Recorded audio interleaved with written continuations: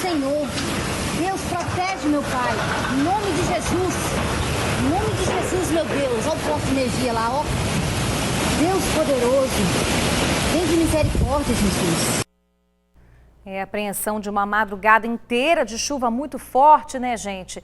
Muito boa tarde para vocês. O TN1 já começa mostrando os estragos causados pela chuva aqui no estado. Não para de chover, né? Já são mais de 600 pessoas fora de casa em todo o Espírito Santo. A Defesa Civil já emitiu alerta máximo, principalmente nas cidades do interior. Vamos acompanhar. Disposições de Linhares. Senhor, Deus protege meu pai, em nome de Jesus. Em nome de Jesus, meu Deus. Olha o posto de energia lá, ó. Próximo ao parque de exposições, a estrutura desse posto de combustível também quase foi carregada pelo vento.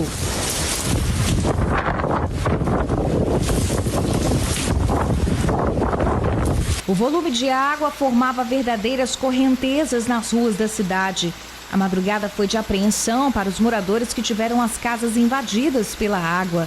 Nesse ponto, o rio transbordou e os peixes foram parar na beira do asfalto. Na região serrana, Marechal Floriano amanheceu assim.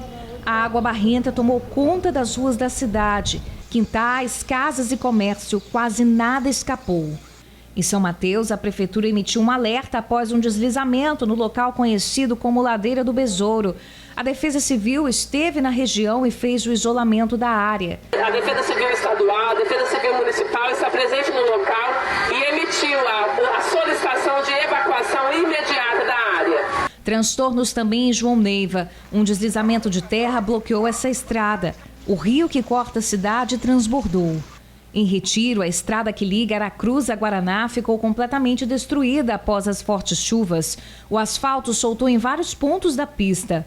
Em Vila Pavão, a ventania forte também assustou os moradores, que registraram a mudança brusca no tempo. Depois do temporal, pelo menos por lá, o céu abriu um pouquinho. Deus tenha misericórdia. Muita chuva, né, gente? Muitas consequências, reflexos por todo o Espírito Santo. Vanessa Calmon já está por aqui. A Vanessa fez um giro, gente, mostrando os transtornos, né, provocados aí pelo temporal. Aqui na Grande Vitória também teve muito reflexo. Vanessa, boa tarde para você, bem-vinda. Com você, minha amiga.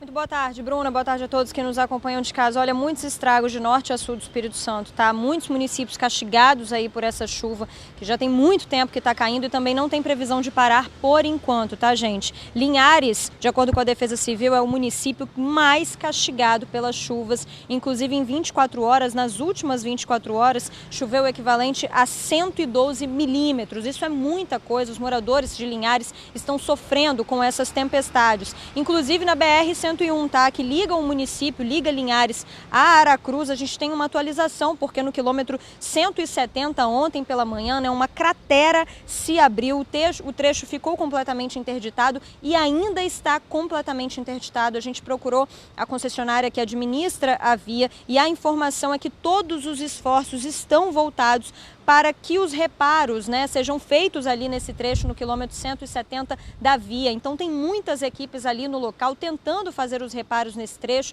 mas por enquanto ainda continua completamente interditado. Inclusive algumas agências de viagem, né, suspenderam as viagens que passam ali pela BR-101 por esse trecho. Muitos motoristas estão tendo que pegar caminhos alternativos, às vezes com mais de uma hora aí de tempo para fazer esse retorno, para entrar em uma das cidades ou em Aracruz ou em Linhares. Então, realmente, um transtorno muito grande, tá? Os motoristas têm que pegar rotas alternativas, é importante ficar atento. Agora, ainda no interior do estado, a gente fala agora de Marechal Floriano, porque lá o nível do rio subiu muito e transbordou, atingiu casas e comércios. Os moradores estão sofrendo muito, teve muita chuva por lá. A gente tem registros de amigos do TN que moram lá em Marechal Floriano, que mandaram pra gente aí muitos vídeos de alagamentos por lá. Realmente tem muita gente sofrendo também com as tempestades na região de Marechal Floriano. Agora falando da Grande Vitória, a Avenida Aldifas Barcelos, que a gente já mostrou mostrou também que abriu uma cratera na Aldifas Barcelos, continua parcialmente interditada, tá? Também por conta desse asfalto, então, que cedeu, dessa cratera que se abriu. Intervenções já estão sendo realizadas por lá e a expectativa é de que a via seja liberada até sexta, uma informação aí do secretário de obras do município da Serra, mas a gente vai continuar acompanhando esses transtornos. E hoje, gente, pela manhã eu estive em Camará, na Serra, por lá, moradores do Beco F, que fica ali nesse bairro, né, em Camará, sofreram essa madrugada por volta das 5h30 da manhã. Parte do muro de um clube particular ali do bairro cedeu e acabou atingindo 3 casas. Pelo menos 4 famílias vão ter que deixar essas casas imediatamente. Vamos ver na reportagem. O sentimento da Valdelice é de quem lutou muito para conquistar a casa própria e de repente viu o sonho ir por água abaixo. Foi muitos anos de joelho para poder Deus abrir uma porta, né, uma oportunidade para mim ter o meu lar, né? Porque não é fácil pagar aluguel. E agora eu não terei emprego para poder pagar aluguel. E vamos ver aí o que é que Deus vai fazer, né? A casa dela, que fica no bairro Camará, na Serra, foi condenada pela Defesa Civil depois que parte de um muro desabou em cima de 2 cômodos da residência. Foi por volta das 5h30 da manhã. A gente tava todo mundo dormindo ainda. Quando viu o baque, aí eu já vi o grito dessa daqui, ô tia, ô tia. Aí parece que eu tava até sonhando na hora. Eu acordei assim, abri o olho assim. Por sorte, não tinha ninguém no quarto e nem na cozinha. O prejuízo foi material. Ela perdeu freezer, cama, bicicleta, a feira toda que tinha feito essa semana e o fogão. Além da casa, claro, que ela tem que deixar hoje mesmo. Pelo menos outras 4 famílias que moram no Beco F da rua Miguel Guimarães Filho, há pelo menos 6 anos vão ter que deixar suas casas, por conta do perigo do muro. O banheiro da Adriana, vizinha de parede da Valdelice, também foi atingido. E por pouco não acontece uma tragédia. Não tenho condições nenhuma de ficar nessa casa. Não tem banheiro, a casa está condenada, entendeu? Arrasada, né? Porque isso aqui eu comprei, eu paguei, entendeu? Investir no muro, que vocês estão vendo, e perder tudo assim. De acordo com os moradores, esse muro aqui já era uma tragédia anunciada. Há cerca de 2 anos, eles ligaram para a Defesa Civil porque um buraco apareceu na estrutura. E quando chovia muito, chegava a alagar o quintal de algumas casas. A Defesa Civil esteve com o responsável e ele foi notificado, mas nada foi feito. O muro pertence a um clube particular. Os moradores contaram que também já tinham tentado um diálogo com o dono. Uma pessoa que não levou em conta o que ele falou que era para mim ir para a justiça, que procurasse os meus direitos na época. As casas estão posicionadas numa condição muito vulnerável. A gente tem ameaça de escorregamento nos 2 taludes, que estão nas 2 posições, né? Ombreiras distintas desse veio. Tem um veio de drenagem aqui, para onde a gente está. Então toda a chuva que cai nessa região, ela passa pela posição onde estão as casas. Então as casas estão sofrendo ameaças de inundação e estão sofrendo ameaças de escorregamento. Os moradores atingidos já foram incluídos no aluguel social, mas esperam que alguma providência seja tomada para que eles possam um dia reconstruírem suas casas. A gente vai ter de correr atrás. Nós vamos correr atrás. Nós não vai deixar assim impune assim, não. Os moradores têm que ter uma resposta aí, né, em relação a essa notificação que foi feita no dono do imóvel ao qual pertence esse muro, né, para que algum reparo tivesse sido feito ali. Isso foi há 2 anos, então agora isso aconteceu, então realmente alguém precisa responder, né? A gente inclusive procurou também o responsável por esse muro, até o momento a gente não teve retorno, procuramos a Defesa Civil da Serra, apesar de que nós gravamos, né, com o Tenente Coronel Maurício da Defesa Civil, mas a gente tem uma atualização também de que a ocorrência de fato foi atendida pela Defesa Civil, enviou uma equipe para realizar a vistoria no local, que já foi feito. Um dos muros do imóvel caiu, né, e atingiu outras 3 casas na manhã de hoje. O imóvel apresentava também problema estrutural e com as fortes chuvas acabou sendo comprometido, mas ninguém ficou ferido. Então a gente está aqui também para cobrar, né, uma resposta, para saber o que vai ser feito. Os moradores foram incluídos aí, como eu disse, no aluguel social, mas só para o pessoal de casa saber também, né, o aluguel social é pouco mais de R$300. Então a gente sabe que um aluguel é muito mais caro do que esse valor, né, muito mais caro do que R$300. Então com certeza esses moradores vão ter muito prejuízo aí, eles têm uma condição, né, de vida um pouco mais complicada, então eles vão ter muita dificuldade sim para conseguir um aluguel a essa altura do campeonato, e a esperança que eles têm é de que alguém seja responsabilizado para que um dia eles possam voltar a morar na casa que eles compraram. Eu volto com você aí no estúdio, Bruna. Pois é, sempre muito triste a gente mostrar esses casos, né? São pessoas que realmente precisam de ajuda, acabam ficando aí numa situação de vulnerabilidade maior do que as que eles já viviam. Então, realmente, a gente fica muito triste. Ainda bem que ninguém se feriu, mas agora tem aí essa consequência, né? Realmente, eles vão precisar de muita ajuda. Vanessa, obrigada aí pelas informações. Até mais. Vamos fazer o seguinte, vamos para o outro lado aqui conversar com o Luciano Rossetti. O Luciano já está na área, ele traz agora para a gente informações sobre justamente o número de desabrigados e desalojados aqui no Espírito Santo, porque, Luciano, a Defesa Civil traz um alerta máximo, né, meu amigo? Boa tarde para você.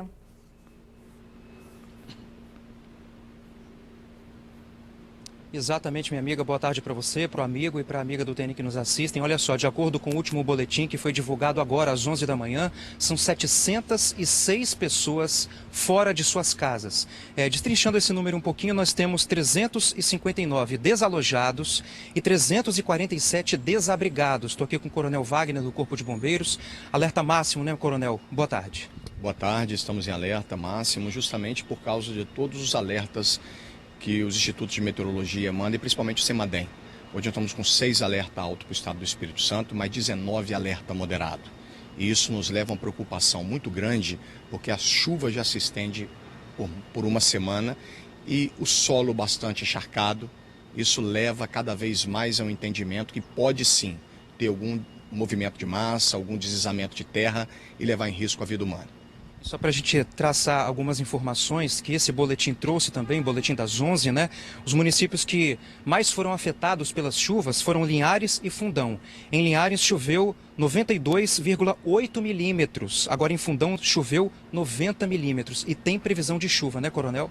Pelo menos até o próximo dia 5 de dezembro ainda há previsão de chuva. Lembrando que a Grande Vitória também tem tido um volume significativo de água. Mas as obras de macro-drenagem realizadas na região metropolitana, em muitos pontos, têm feito com que a sociedade viva melhor. Nós não estamos tendo os grandes alagamentos que a Grande Vitória costumava ter, muito por causa desses investimentos do governo do estado nesse tipo de ação. E é uma ação que vem sendo feita nos últimos 4 anos e aprimorada no último ano, principalmente com os treinamentos das defesas civis dos 78 municípios, por parte da nossa Coordenadoria Estadual de Proteção e Defesa Civil. Porque o que mais importa para a gente é a proteção da vida. Então, se o município sabe onde essas pessoas moram, já tem mapeado, localizado essas áreas de risco, fica muito mais fácil a orientação a essa população, bem como as devidas contenções dessas áreas em dias de seca.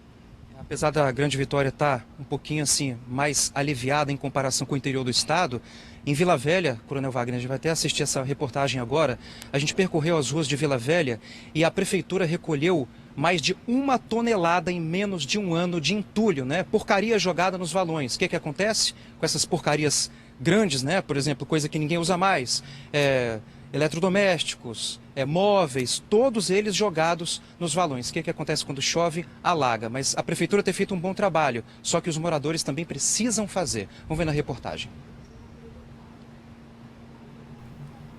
Da previsão do tempo não ajudar muito.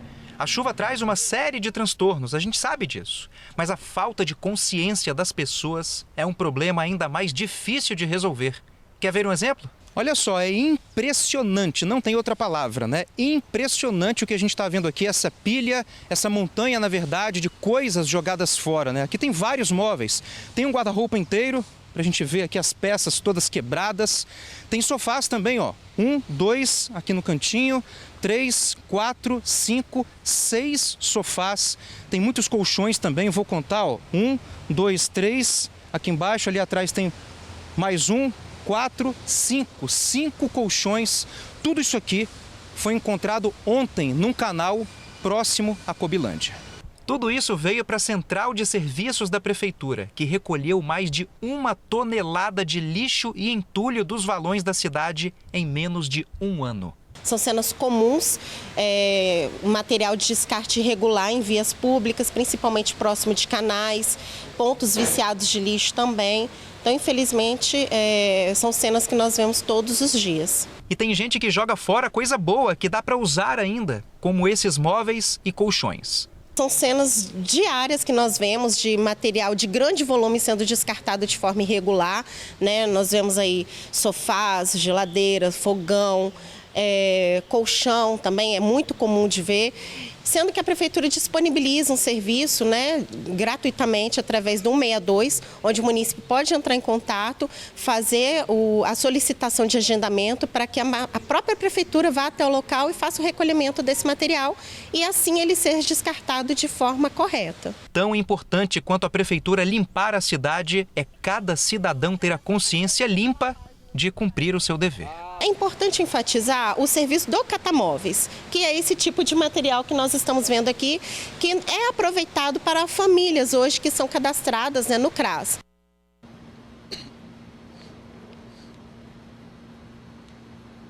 Pois é, tá aí as dicas na reportagem, né? 162 é o telefone correto para você fazer o descarte adequado desses materiais, né? A gente cobra da Prefeitura, tem que cobrar, nosso trabalho é esse. Mas temos que cobrar também da população para que seja limpa também, né, Coronel? Cada um tem que fazer a sua parte. Justamente, a população tem um papel importante na proteção e na prevenção. Nenhum tipo de objeto deve ser jogado em nenhum tipo de afluente, porque em momentos de chuva, principalmente, acabam proporcionando maior o entupimento das galerias e, consequentemente, os alagamentos. Lembrando que, no caso de Vila Velha, como foi citado, grande parte da cidade já foi solucionada por causa da macrodrenagem. A outra parte que está bastante afetada ainda vai chegar a macrodrenagem lá. Já está no programa do governo do estado.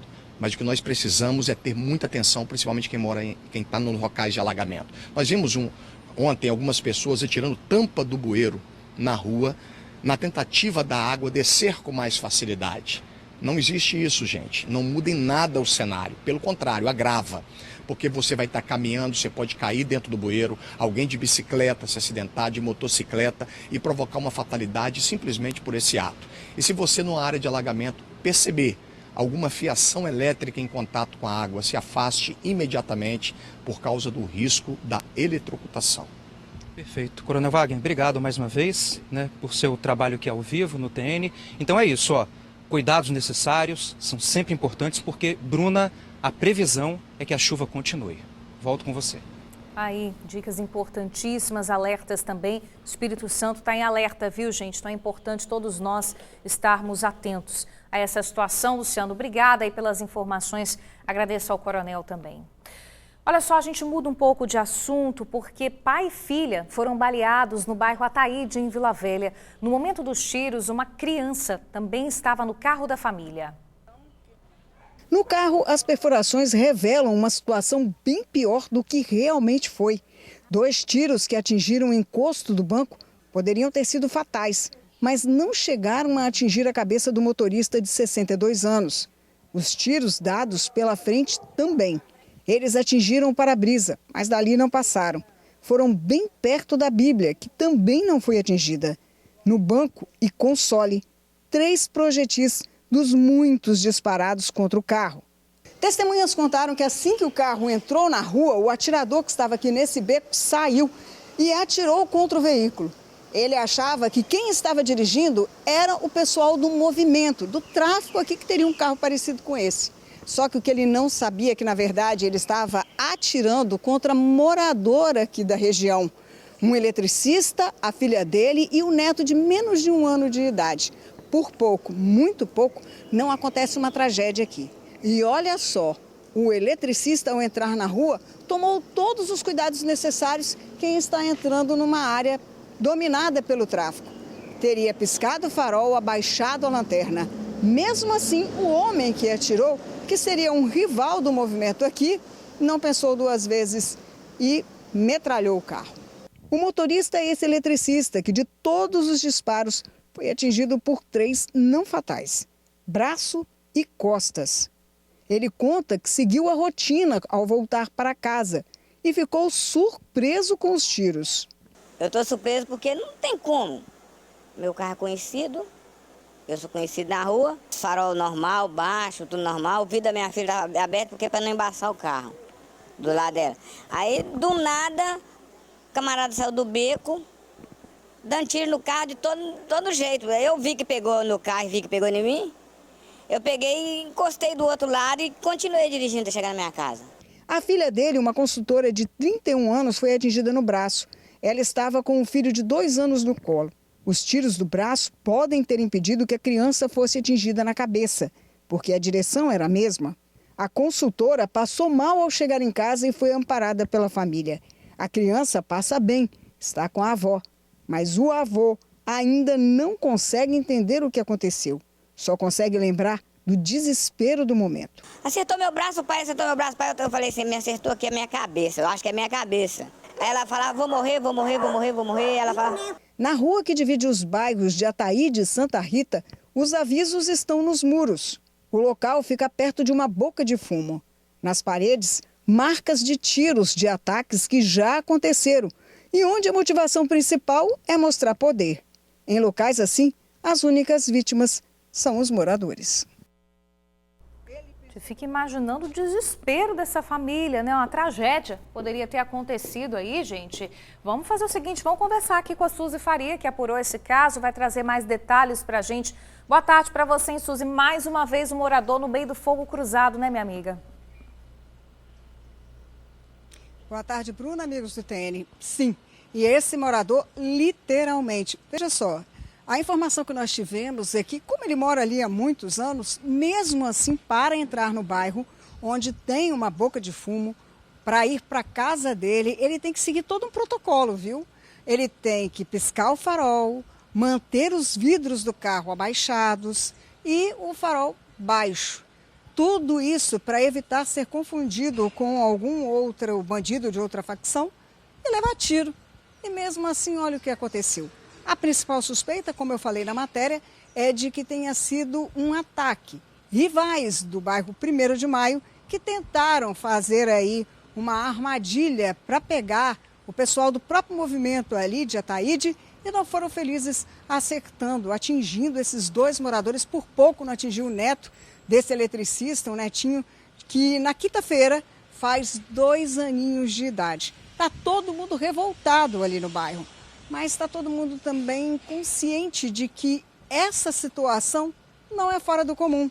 Muitas vezes acontecem ataques ali, tiros são disparados para vários locais. Nós estivemos lá e pudemos ver que em muitas casas tem marcas de tiros. Muitos moradores relatando, Bruna, que é comum acordarem durante a madrugada ou até durante a tarde aí serem surpreendidos com disparos. Para bênção divina, esse eletricista de 62 anos, apesar de atingido, passa bem, já teve alta, já está em casa. A filha dele, atingida no braço também, nada grave, também já está em casa. E a partir de agora não vão só comemorar o aniversário do netinho e do filho, não. Vão comemorar um novo nascimento, porque vocês viram quantos tiros atingiram o carro e quantos tiros poderiam ter sido fatais para essas 2 pessoas que estavam no veículo. Mas Deus colocou a mão, o anjo estava ali segurando, todo mundo, apesar de terem sido feridos, estão bem. A polícia investiga o caso, essa dupla tentativa de homicídio que aconteceu contra o eletricista e a filha dele, uma consultora de vendas. E se alguém tiver informação que possa ajudar a identificar esse atirador, que acione a Polícia Civil através do 181. É com você, Bruna. Tá certo, Suzy. Obrigada aí pelas informações. Agora, Suzy, pedi até para você continuar aqui com a gente para a gente acompanhar junto aqui essa próxima matéria, que também foi em Vila Velha, tá? Mais um ataque, tá, gente? Nesse caso, os alvos eram 2 moradores em situação de rua. Isso aconteceu no bairro Cristóvão Colombo. Eles estavam dormindo quando foram mortos. Veja na reportagem. O crime aconteceu nesta rua do bairro Cristóvão Colombo, em Vila Velha. Foi entre 1h30 e 2 horas da madrugada. 2 homens que seriam moradores de rua foram executados enquanto dormiam no local. Imagens de câmera de vídeo monitoramento mostram que por volta do mesmo horário, 2 homens chegam em uma moto no bairro. Veja que um salta da garupa, usa roupa verde. O outro que pilota a moto dá a volta Não se sabe se essas são as pessoas envolvidas no duplo assassinato. As imagens serão agora analisadas pela polícia, mas os tiros acordaram os moradores. Esse senhor chegou a ir até a janela, mas não conseguiu identificar o que acontecia. Eu vi 6 tiros e aí cheguei na minha varanda para ver, só que não consegui ver. E hoje pela manhã tomei conhecimento que 2 pessoas haviam sido atingidas por esse disparo. Os moradores de rua que costumam ficar aqui estavam dormindo onde estão aqueles veículos, quando foram atingidos pelos tiros dados aí ou pelo assassino ou pelos assassinos. Essas vítimas não foram identificadas. Uma delas chegou a ser até socorrida, mas morreu durante o atendimento dentro da ambulância do SAMU. Os moradores reclamam que o aumento na população de rua na região tem ocasionado proporcionalmente um aumento na violência do bairro. Nesta rua e todo o bairro, dificilmente tem uma casa que não foi assaltada. À noite, principalmente, o acúmulo dessas pessoas que usam de dependência química é muito grande. A polícia passa raramente, mas também nós não temos nenhuma solução. Só para se ter uma ideia, há casas aqui que já foram furtadas diversas vezes. A da mãe dessa enfermeira é uma delas. Em 2 meses, 8 vezes. Nesse ano, foi de fevereiro até abril, quando a minha mãe estava hospitalizada, eles entraram 8 vezes. Então, assim, tinha semana que eram 2 vezes. A polícia já começou a investigação para identificar as vítimas e descobrir o autor e também a motivação do crime. Uma das suspeitas é o fato de que as vítimas estavam realizando furtos na região. Pois é, obrigada, Suzy, pelas informações. Fica o pedido de mais policiamento em Vila Velha, mais segurança. Complicado por lá, viu? Gente, agora 12h, 27 minutos, a gente vai falar sobre o ataque, Esse ataque tão triste que aconteceu em Aracruz. Ontem, os pais do jovem responsável por esse massacre nas escolas prestaram depoimento. A cidade, Aracruz, ainda está de luto, Todo o Espírito Santo, na verdade, ainda vive esse luto. Realmente muito triste. Agora é o seguinte, hoje a nossa equipe conversou com um professor que sobreviveu aos ataques nessas escolas de Aracruz. Ele utilizou, gente, um notebook para conseguir se proteger e traz um relato muito forte, muito emocionante, porque ele também segurou pela última vez a mão da colega de trabalho dele, que infelizmente não resistiu a esse ataque. Vamos acompanhar na reportagem. Sei que Deus colocou a mão, porque foram 3 tiros que ele deu em minha direção. Toda hora vem à mente as minhas colegas, a máscara na minha frente. 5 dias depois da tragédia nas 2 escolas de Aracruz, o professor de filosofia, claro, ainda sofre ao relembrar de tudo. Sobrevivente do ataque, ele esteve cara a cara com o atirador. Na verdade, eu pensei que fosse até uma brincadeira, porque quando eu vi ele atirando, eu não conseguia ver acertando ninguém. Eu achei que era bala de festim, mas quando eu vi ele trocando o pente da pistola, aí foi a hora que eu peguei uma vassoura que estava no canto e falei, eu vou dar uma paulada nele, que vai dar tempo. Mas aí ele trocou o pente muito rápido. Com um notebook nas mãos. Foi esse aparelho que absorveu o impacto de um dos disparos. Atingiu perto da tela, a milímetros de acertar o professor. Deu um tiro pro meu lado, não sei como, depois que a colega foi ver, que tinha pego no meu notebook. Não lembro, sei que eu estava com ele na frente, no peito, acho. Tava vindo com ele, porque eu sempre andava com ele, que a gente estava fechando as notas dos alunos. Aí a minha colega, a Penha, eu só vi quando ela caiu, acho que quando ele deu um tiro nela, e depois ele deu mais 2 tiros pro meu lado. Foi quando eu não sei como eu consegui sair da sala. E aí eu fiquei no corredor, que o corredor dá acesso para a escada onde ficam os alunos. Eu pensei, se ele vier para cá, eu vou morrer, mas eu não vou deixar ele subir porque os alunos estão ali em cima. Puxando na memória, o Luiz lembra do momento exato dos disparos, da invasão à escola estadual Primo Beach. Eu escutei os tiros, mas eu achei que fosse algum aluno aprontando e jogando bomba na janela para o pátio. Mas aí quando eu estava no meio da sala, eu já me deparei de frente com o assassino. Apesar de agradecer pela vida, o professor não se esquece dos amigos. Estava com a professora Maria da Penha Banhos, de 48 anos, nos minutos finais. Eu segurei na mão dela e perguntei a ela se ela estivesse bem para ela apertar minha mão. E o último aperto que ela deu, ela apertou forte. Depois não senti mais. O professor Luiz Carlos é casado, pai de 6 filhos, avô de 3 netos. Mesmo diante de um trauma tão grande, ele não pretende abandonar a sala de aula. O professor é apaixonado pela educação. O que eu amo fazer é dar aula, é estar com meus alunos. Eu tenho ele como filhos, como irmãos, como amigos. O notebook que salvou sua vida vai virar um quadro, símbolo do seu renascimento. E para finalizar esse relato, o professor deixa um recado. Na realidade, ele deixa uma lição. Que nós não deixemos que o ódio tome conta de nossos corações. Que nós possamos pensar sempre no amor de Deus, no amor uns para com os outros, e que nós possamos continuar, porque a escola é isso, que nós possamos continuar firmes, sempre com Deus no coração, porque sem Deus nós não somos nada neste mundo, nada. Que relato emocionante. Vitor Zucolotti foi quem conversou com esse professor sobrevivente. O Vitor chama muita atenção, a bala realmente ficou ali a milímetros, né, de desviar do computador e aí acabaria acertando o professor, né, meu amigo? Boa tarde para você. Ei, Bruna, boa tarde para você, boa tarde para todo mundo que acompanha a gente no TN1. Você viu?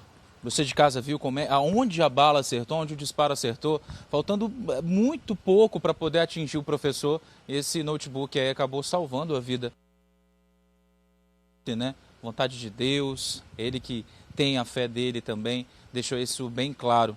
É uma entrevista emocionante.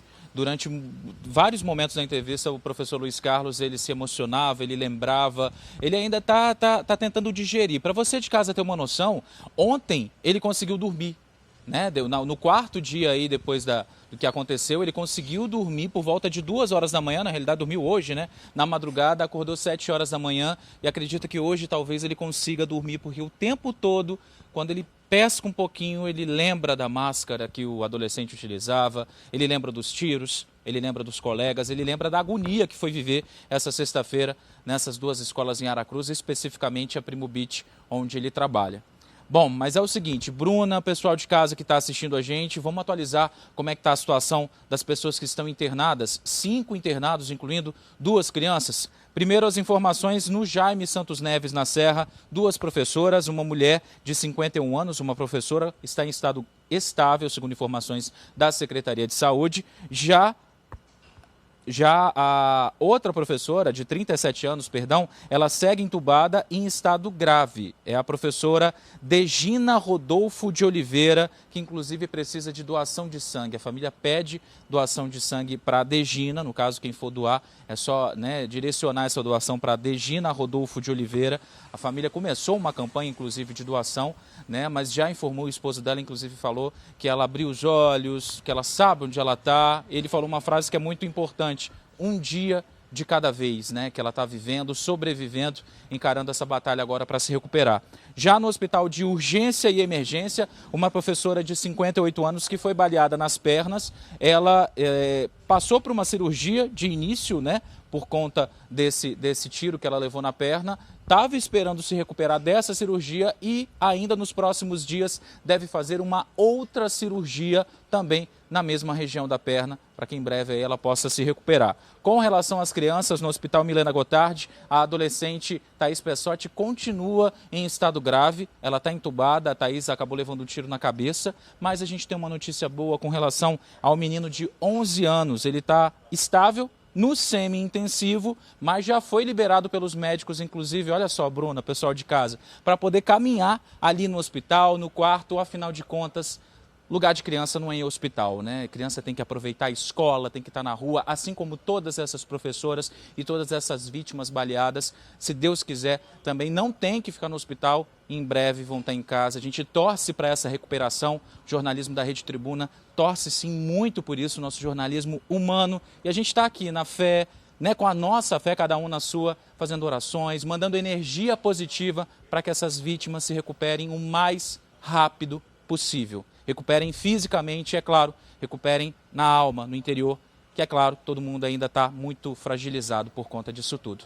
Mas só de ouvir a história do professor, né, Bruna, pessoal de casa, a gente fica até mais comovido, mais forte, e é como ele falou, né, a lição dele é contra o ódio, mais amor e, é claro, muito, mas muita também educação. Essas são as informações, minha amiga, sobre esse caso de Aracruz que continua repercutindo, é claro. Volto com você aí no estúdio. É isso aí, é como o professor Luiz falou também, né? Um dia de cada vez a gente segue aqui acompanhando e torcendo pela recuperação dessas vítimas que ainda estão no hospital, né? Principalmente. Vitor, obrigada aí pelas informações, meu amigo, valeu! Olha só, a gente vai seguir falando sobre violência em escolas, tá? Porque nosso repórter Luciano Rosetti vai trazer informações agora sobre um estudante que teria levado estiletes para um colégio em Colatina. Ô Luciano, como é que foi isso, meu amigo?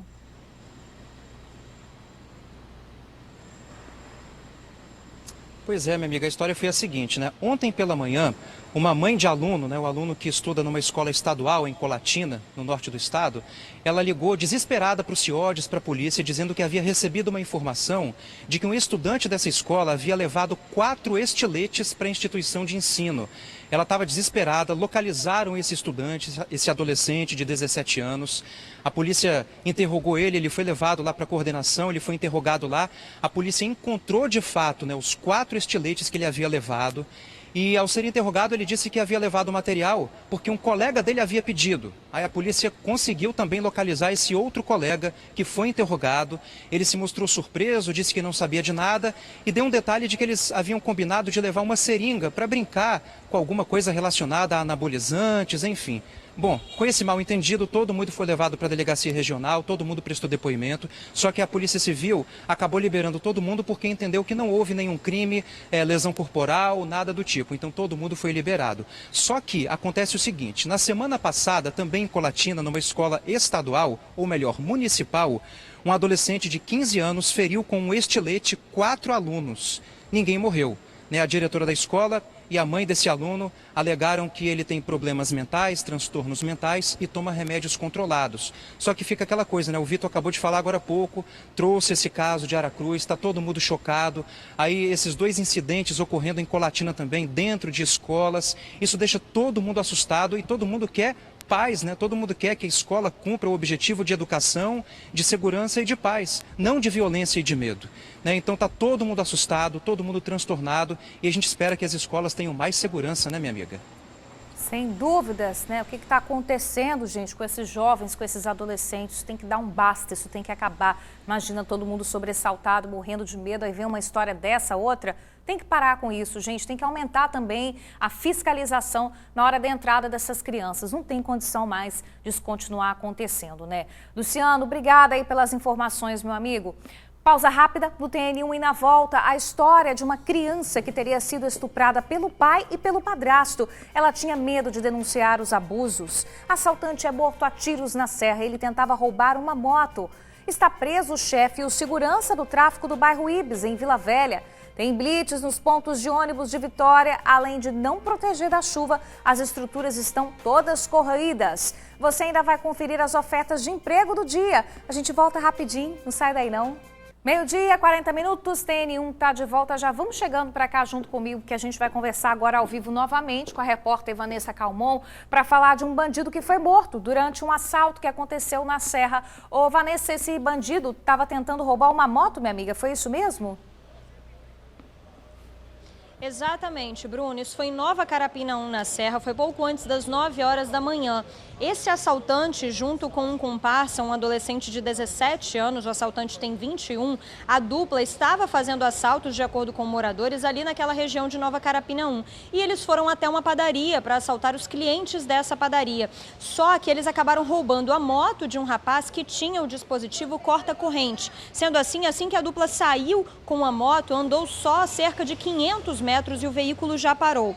Neste momento aqui, de acordo com testemunhas, uma pessoa teria aparecido, uma pessoa que ainda não foi identificada, e teria efetuado diversos disparos de arma de fogo contra os dois. Mas os disparos acertaram apenas o Erickson dos Reis, de 21 anos, que morreu na hora. O adolescente de 17 anos, ele acabou sendo detido pela própria população, inclusive foi até mesmo agredido pela população e em seguida a população o segurou para a chegada da polícia militar e aí então ele foi encaminhado para a delegacia. Esse adolescente de 17 anos contou, ele mesmo, acabou contando à polícia que a dupla estava de fato fazendo assaltos ali na região e que tinha assaltado um rapaz, tinha roubado a moto desse rapaz e disse que depois só escutou os disparos e quando viu o colega dele, o comparsa dele, o Erickson, de 21 anos, já estaria no chão e nem foi chamado o socorro porque ele morreu ali mesmo, morreu na hora. Os tiros chegaram a atingir também a vitrine de uma barbearia, mas no momento não tinha ninguém no local, ninguém, graças a Deus, foi atingido por esses disparos, só mesmo, infelizmente, esse rapaz de 21 anos que acabou morrendo ali no local. Alguns familiares estiveram no local também, familiares desse rapaz, muito tristes, não quiseram gravar entrevista, mas contaram que, infelizmente, esse jovem de 21 anos estava no mundo do crime há muito tempo, desde a adolescência.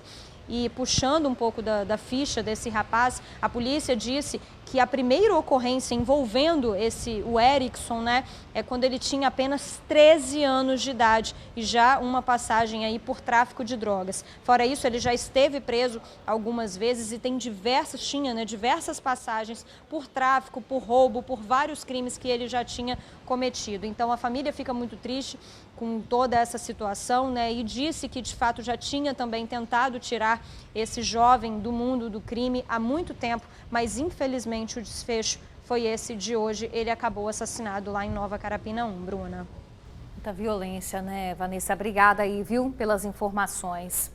Olha, em Brejetuba, essa história é terrível, viu? Um homem foi preso por estuprar a própria filha. Esse crime aconteceu há 10 dias, mas a menina de 12 anos diz que teve muito medo de denunciar o próprio pai. Exames comprovaram que ela foi violentada. A vítima afirmou que não conseguiu alertar antes por conta da falta de transporte na região onde mora com o pai, em Brejetuba. E tem um detalhe, veja bem, ela já tinha sido trazida de Minas Gerais, onde morava com a mãe, por suspeita de ter sido abusada pelo padrasto. Você imagina o trauma dessa criança. Agora essa menina vai morar com outros familiares e vai ser assistida aí pelo Conselho de Saúde do município. Olha, um adolescente e um rapaz de 20 anos foram presos no bairro Ibis, em Vila Velha. Um seria o chefe de uma gangue da região e o outro seria a segurança do tráfico. Os policiais militares encontraram Lucas Augusto Dias Pereira, o da Cruz, de 20 anos, dentro de uma casa no bairro Ibis, em Vila Velha. Junto dele estava o segurança, um adolescente de apenas 15 anos. Foi informado a localização, paradeiro desse indivíduo, que tinha 3 mandados de prisão, 2 por homicídio e 1 por roubo, a mão armada. A partir dessa localização, eles efetuaram a detenção desse indivíduo, de 20 anos, e também de um adolescente, a apreensão de um adolescente de 15 anos que também estava portando uma arma preparada para atirar contra os policiais. Lucas é considerado o chefe da gangue do Ibis. Ele teria assumido o controle recentemente. Essas lideranças, elas vão sendo modificadas, vão passando de um para outro. Então essa pessoa que foi detida ontem, esse jovem de 20 anos, o segurança dele de 15 anos, que estava armado, também tomaram a situação, a liderança dessa região a partir da detenção de outros. Além dos detidos, havia 2 quilos de cocaína, um tablete de maconha e 85 pedras de crack. Os 2 detidos fazem parte do grupo criminoso que resiste à invasão dos traficantes do bairro Boa Vista, também em Vila Velha. A guerra entre os rivais tem provocado confrontos armados e deixado vítimas. Um dos ataques aconteceu bem cedinho, no início da manhã. Motoqueiros passaram atirando no Ibis.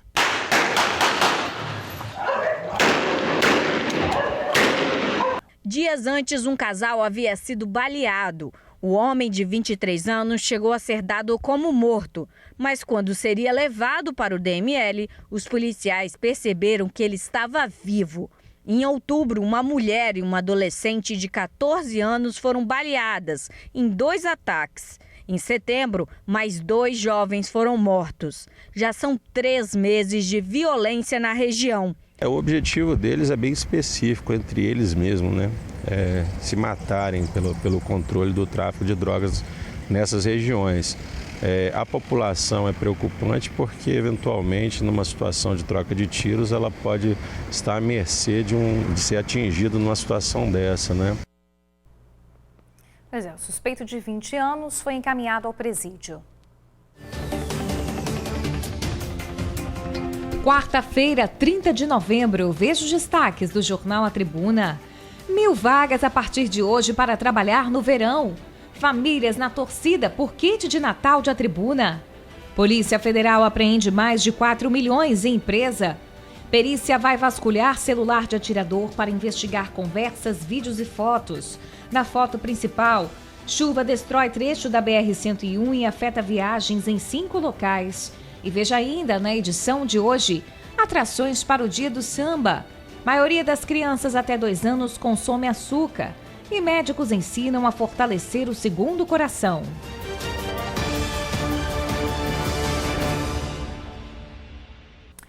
A Nissan tem um convite especial para fazer para você, hein? Experimente agora a picape que combina força, estilo e conforto. A nova Nissan Frontier foi desenhada para fazer mais. Por exemplo, é a única que tem a suspensão traseira multilink. O quê? Mas o que é isso? Sabe aquele terreno cheio de buracos que atrapalha na hora de dirigir? Com a nova Nissan Frontier, você não sente nadinha, porque a suspensão traseira multilink dá mais estabilidade à picape e você dirige com mais conforto. É como se estivesse nas nuvens. Você quer mais uma grande vantagem? A nova Nissan Frontier tem o menor custo de manutenção da categoria. É isso mesmo. E calma que tem mais. Você pode levar para casa agora com uma oferta imperdível. Supervalorização de R$35 mil no seu usado. Você ouviu isso? Supervalorização de R$35 mil no seu usado. Faz assim, ó, escaneia o QR Code aqui na tela e agende agora o seu test drive. A nova Nissan Frontier é a sua próxima picape e está a um test drive de você. Olha só, agora a gente fala da previsão do tempo, né? Novamente a gente está vendo aí agora imagens ao vivo da região da Ilha do Príncipe, aí da rodoviária de Vitória. Nesse momento não está chovendo, né? Pelo que eu estou vendo aqui pela câmera, mas a pista aí segue bastante úmida, porque estava chuviscando agora há pouco. O tempo está nessa, né? Tá difícil de parar de chover. Esse último dia de novembro, o tempo se mantém instável no Espírito Santo, com muitas nuvens e tem previsão de chuva em todas as regiões do estado. Como a gente falou no início do TN, né? A Defesa Civil Estadual está trazendo esse alerta máximo. Em Linhares, a chuva veio acompanhada de vento muito forte que derrubou a estrutura de um camarote no parque de exposição da cidade. O volume de água formou aí verdadeiras correntezas nas ruas de Linhares, muita chuva por lá mesmo. Foi a cidade onde mais choveu no Espírito Santo nas últimas 24 horas. Na região serrana, Marechal Floriano amanheceu coberta pela água barrenta que invadiu aí as ruas, invadiu os quintais, as casas, o comércio também, deixou os moradores aí muito assustados. Teve gente que teve que enfrentar a água, não teve jeito, teve que encarar essa água suja. Amanhã a chuva vai começar a perder força sobre o Espírito Santo, essa é a expectativa, mas o tempo vai continuar instável. O litoral sul e metropolitano pode receber aí rajadas de vento. Imagens ao vivo agora, meio-dia, 50 minutos, imagens da Ilha do Príncipe. Nesse momento, não chove na capital. Olha só, gente, com essa chuvarada, o Conselho Regional de Engenharia fez uma blitz nos pontos de ônibus da capital. Isso porque vocês lembram, né, que na semana passada 2 pessoas ficaram feridas depois de um desabamento. A situação de algumas estruturas não está nada boa. Não são raros os abrigos danificados. Olha esse ponto aqui na beira-mar. A parte mais grave que nós já podemos ver aqui é que, por exemplo, esse pilarzinho aqui, né, essa estrutura de aço, ela já está totalmente comprometida, já não tem mais nenhum tipo de sustentação, está totalmente, a corrosão afetou totalmente a estrutura dela, não tem mais nada. Então quem está suportando essa estrutura todinha é um pouco a de lá, essa fixação de lá, e um pouco a de cá, que também estão bastante corroídas. A situação poderia ter sido evitada. O importante é ter a manutenção. Eles vão ter os profissionais responsáveis que vão fazer com que, desde a escolha dos materiais, de acordo com o local, da aquisição, tipo, qualidade do material, até esse plano de manutenção para, por exemplo, com determinada frequência, verificar se já tem ponto de corrosão, se precisa fazer, por exemplo, lixar, aplicar um material de corrosivo. Então, assim, são várias situações, então não tem um prazo exato da manutenção, mas ela tem que ser periódica para que visualmente a equipe verifique a necessidade de fazer a manutenção e aí sim a manutenção seja feita. Na semana passada, 20 pessoas escaparam da queda desse abrigo na beira-mar, em Vitória. Uma doméstica ficou ferida. Estava bem ali, esse vidro que quebrou em cima das minhas costas. E aí minha mãe ficou presa ali debaixo. Foi assim, assustador. E agora ela tá lá, não sabe se quebrou a perna dela, deu um roxo enorme, a perna dela ficou torta assim na hora. A estrutura que caiu foi retirada no mesmo dia do local. Agora, o ponto está sem proteção. Depois da queda do abrigo, a Prefeitura de Vitória informou que fiscalizou os abrigos de ônibus na capital e que comprou 300 novas estruturas. A previsão de troca é de até 60 dias. Enquanto isso, os passageiros têm que vigiar o ônibus vindo e os perigos ao redor. A gente está aqui, mas a água está em cima da gente. Não tem segurança nenhuma. São muitas goteiras, dia de chuva, época de sol, quando dá sol. Você tenta se proteger e infelizmente também não tem como. Difícil, tem que fiscalizar esses abrigos, né, gente? Ninguém merece. Agora, 12h52, pausa rápida no TN1. Na volta você vai ver trambiqueiras, viu? As mulheres vendiam casas, mas apresentavam falsa carta de crédito, um golpe de mais de R$1 milhão. Fique com a gente. TN1 de volta. 2 mulheres foram presas em Linhares, suspeitas de dar um prejuízo de mais de R$1 milhão.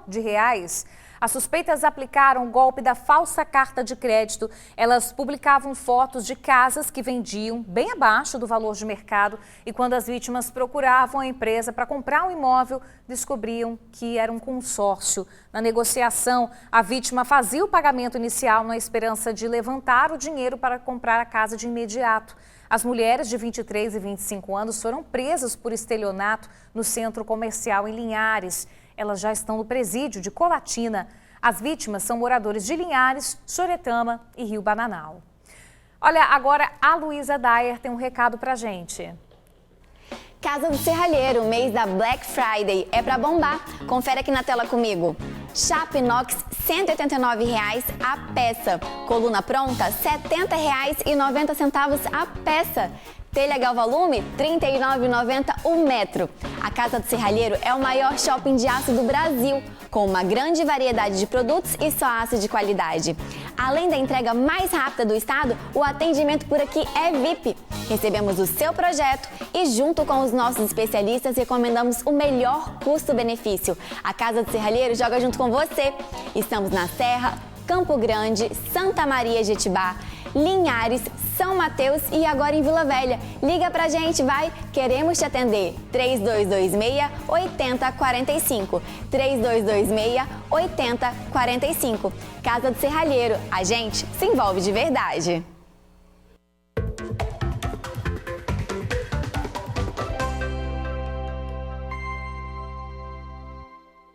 Rodou a vinheta, bora deixar os amigos do TN informados aí sobre as oportunidades de trabalho. O Cine da Serra tem 393 vagas, viu, gente? Analista administrativo, soldador, ajudante de obras, operador de caixa, fiscal de loja.